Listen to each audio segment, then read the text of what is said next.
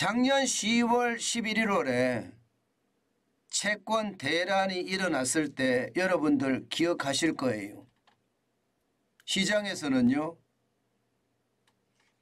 일반 회사들, 민간 기업들이 채권 시장에서 자금을 조달할 수가 없었습니다.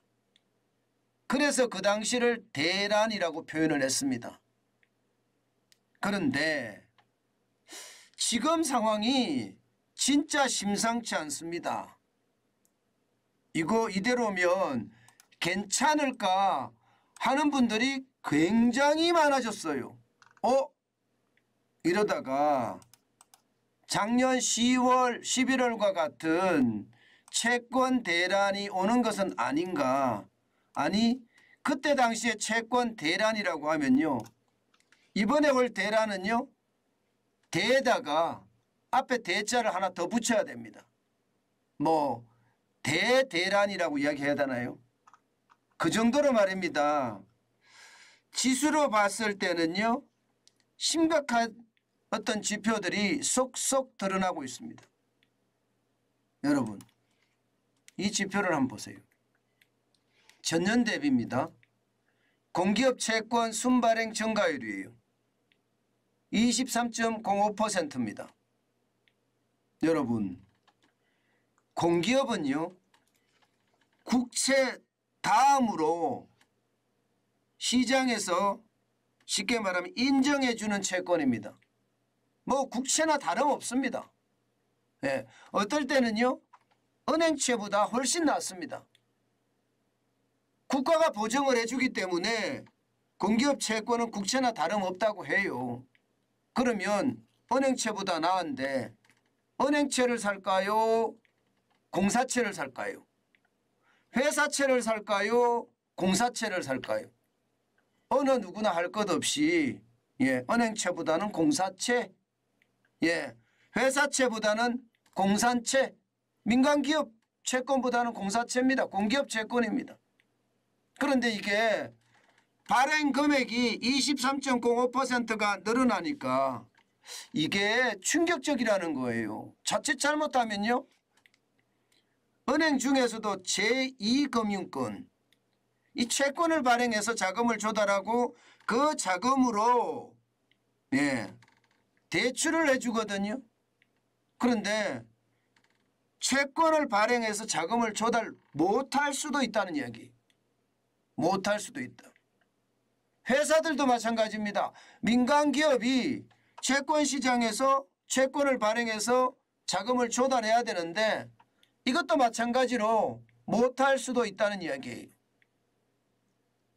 저는 이런 차원에서 봤을 때 작년의 채권 대란보다 지금 자칫 잘못하면 곧 터질지도 모르는 채권 대란이 더 충격적인 상황이 되겠다, 이런 생각을 합니다. 그 단서는 저는 늘 지표예요. 제 생각이 아닙니다. 23.05%가 늘어났는데 금액으로 한번 보실래요? 충격적인 금액입니다. 18조 1068억 원입니다. 작년에 14조 7151억 원입니다. 그때보다 3조 3917억 원이 더 늘었습니다. 작년에 14조 7151억인데도 채권 대란이 터졌는데 올해 18조 1068억 원이면 이거 안 터질까요? 저는 당연히 터질 수 있다고 생각을 합니다. 당연히. 지금 정부가 어떻게 하든 막고 있다, 저는 그런 생각이 굉장히 강하게 들어요. 2019년만 하더라도요, 순발행보다는 순회수를 많이 했습니다. 2조 3,395억 원을 회수했습니다. 쉽게 말하면 채권 발행한 다음에 그냥 회수하고 말았다는 거죠. 그만큼 공기업 운영을 잘했다는 뜻이에요. 회수할 돈이 있다는 뜻이니까. 2020년에도 4조 6,895억 밖에 되지 않습니다. 2021년 이때도 4,382억 원을 순회수했습니다. 그런데 2022년에는 14조 7,151억 원을 순발행하는 바람에 채권 위기를 불렀고요. 지금은 18조 1068억 원이니까 예, 채권 대란을 부를 가능성이 굉장히 높아졌다 이렇게 이야기할 수 있습니다. 이 금액 면에서 보면 2012년 14조 703억 원에 이어서 11년 만에 가장 큰 규모입니다. 진짜 큰 규모죠.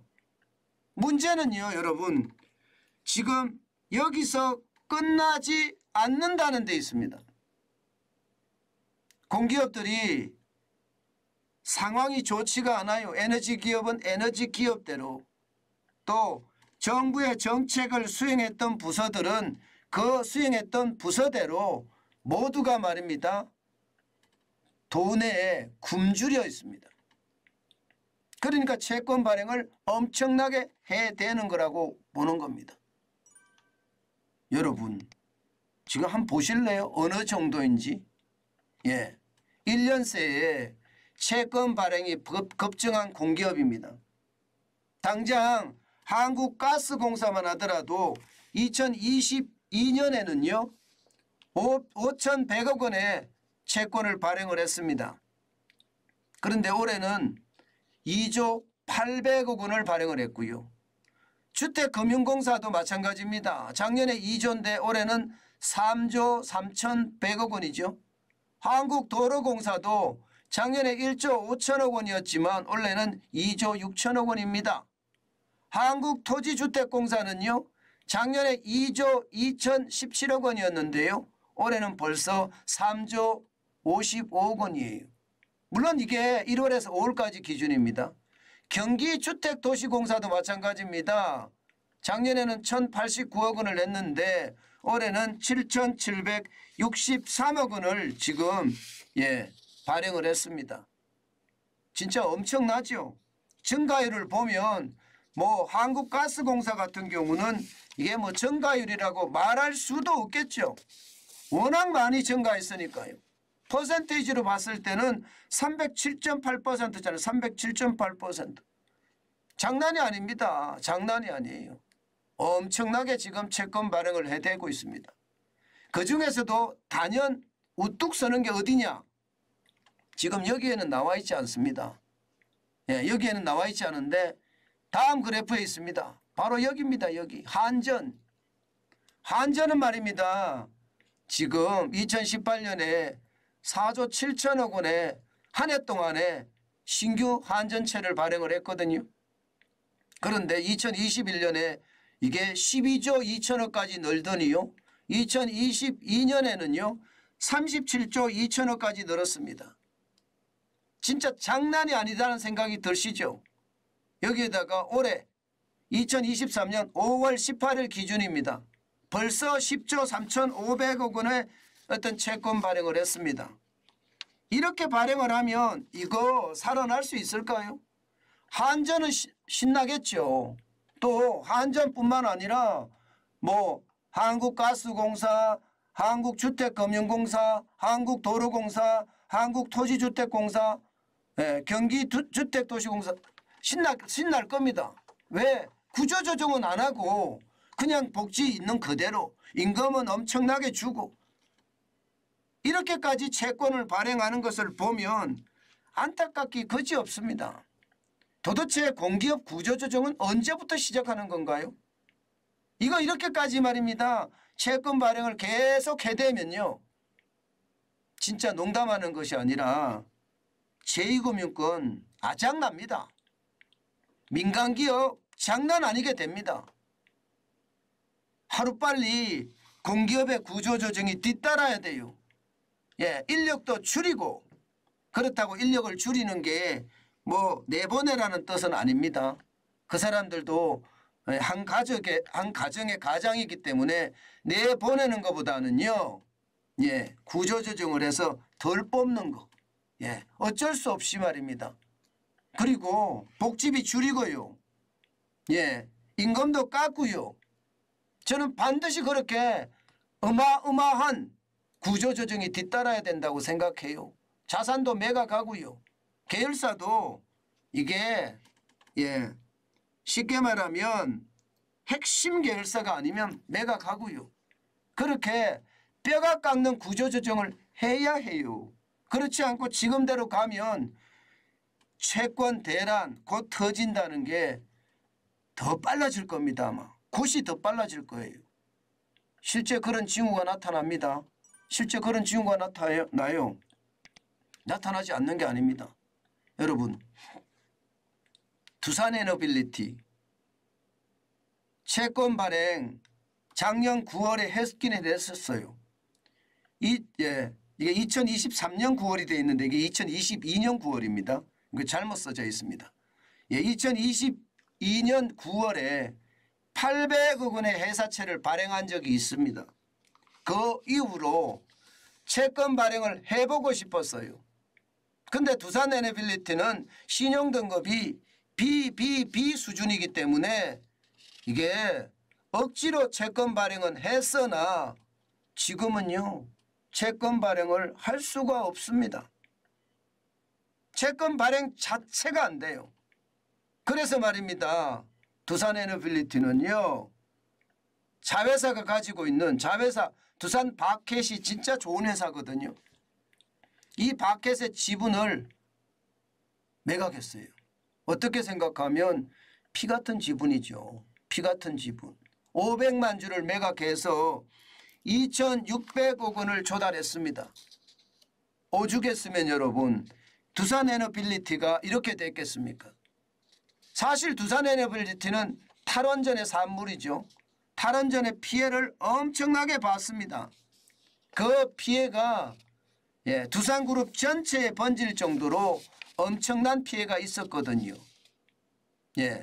그래서 신용등급이 한숨소리가 날 만큼 떨어진 거예요. BBB까지 떨어졌으니까 말입니다. 그러니 채권시장의 채권 발행은 되지 않고요. 작년 9월에 800억 원의 채권 발행도 6.5%로 발행했거든요. 6.5%. 6.5%가 적지 않거든요. 결국은 5%인데 51%의 지분 중에 5%를 팔아서 46%만 두산 바켓의 지분을 놔두고 다 팔았습니다. 이것은 여러분 민간기업이 말입니다. 시장에서 지금 채권시장에서 자금 조달을 하지 못한다는 단적인 지표가 나온 겁니다. 이렇게 되면 여러분 채권 대란이 안 터진다는 이야기 어느 누구도 하기가 힘듭니다. 저는 채권 대란이 터질 수도 있다고 저는 생각을 해요. 그 정도로 말입니다. 지금 심각해요. 이 채권 대란이 터지면 그 다음에 터지는 게 뭔가 여러분도 아시죠? 민간기업이 자금 조달을 못해서 유동성 위기를 겪는 거고 유동성 위기를 겪으면 너나 할 것 없이 최악의 상황 대기업도 무너진다 이런 얘기가 나오는 겁니다. 여러분도 알다시피 CJ CGV가 1조 이상의 유상증자를 하잖아요. 마찬가지로 SK이노베이션도 1조 넘게 1조 1,000억 원이 넘죠. 유상증자를 하잖아요. 이들이 왜 유상증자를 할까요? 채권시장에서 돈을 조달하지 못하니까 이게 쉽게 말하면 욕을 먹을 각오로 최악의 방법을 선택을 한 겁니다. 물론 SK는 지금 자금난이 굉장히 심각한 것으로 현재까지는 알려져 있습니다. 뭐 그런 영향도 있겠지만 이게 여러분 유상증자를 하면 이자 부담도 없고 편하거든요.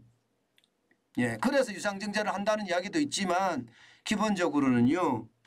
자금 조달이 어려운 겁니다. 자금 조달이 굉장히 쉽지 않은 거예요. 그러면 우리가 딱 봐서도요. 지금 두산 에너빌리티만 대기업이에요. SK에너베이션 대기업이에요. CJ CGV 대기업입니다. 그런 이런 대기업에서조차도 벌써 자금을 제대로 이게 조달하지 못한다는 것은요. 채권 대란의 저는 위기가 점점 있다고 보는 겁니다. 오죽 많이 발행해야죠. 지금 공기업의 채권만 하더라도 18조 1,068억 원이니까. 물론 채권 발행이 지금 앞으로 더 줄어들 거다 이렇게 예상은 못합니다. 왜냐고요? 뭐 한 점만 하더라도 더 발행을 해야 되고요. 또 공기업마다 지금 부채가 장난 아니에요. 공기업 부채를 감당할 수가 없어요. 이미 이자 폭탄이라고 이야기할 정도로 말입니다. 이자 내기 위해서 채권 발행한다는 이야기도 나올 정도거든요. 예, 공기업의 부채가 그 정도로 심각하니까 뭐 어쩔 수 없는 것 아니냐 이런 이야기까지 나올 정도입니다.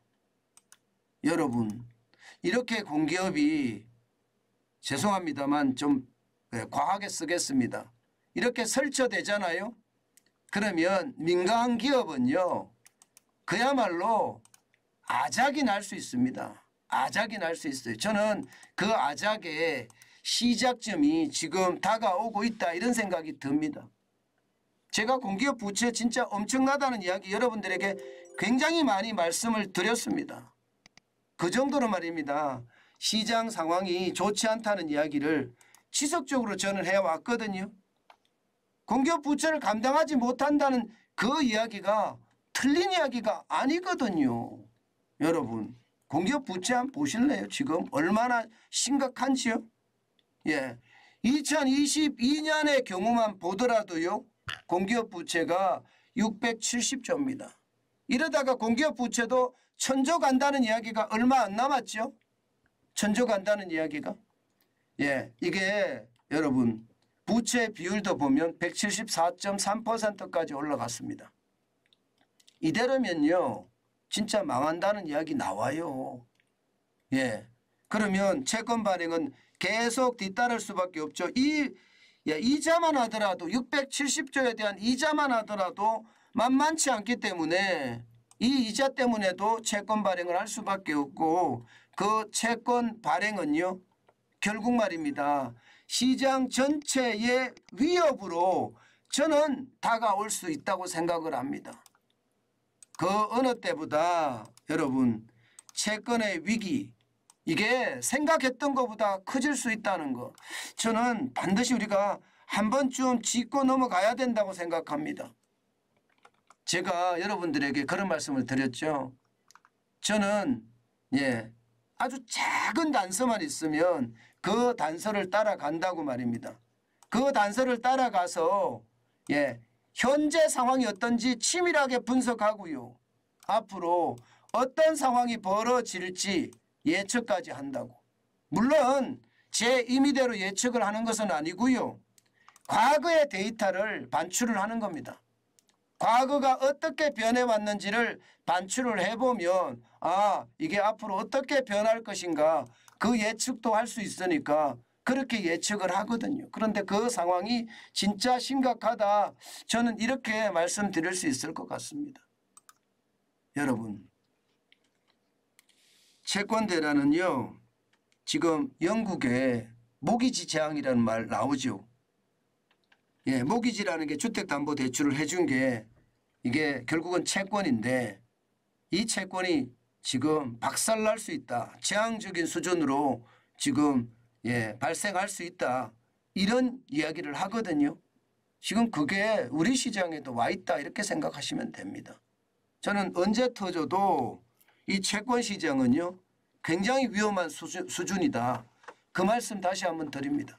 물론 작년 10월 11월에 채권 대란의 위기가 한번 터졌기 때문에 정부가 단단히 방비를 하고 있을 겁니다. 그렇지만 방비한다고 될 문제가 아니다. 공기업의 구조조정이 지금 제대로 이루어지지 않고 여기서 계속 채권을 발행하는 한 민간기업은 유동성 위기를 맞을 수밖에 없고요. 돈이 없어서 파산하는 기업들이 줄줄이 날 거다. 이렇게 저는 예상하고 있습니다. 얼마나 정부가 정책을 잘 펼지 계속 지켜봐야 되겠지만 상황은 역시 녹록지 않습니다.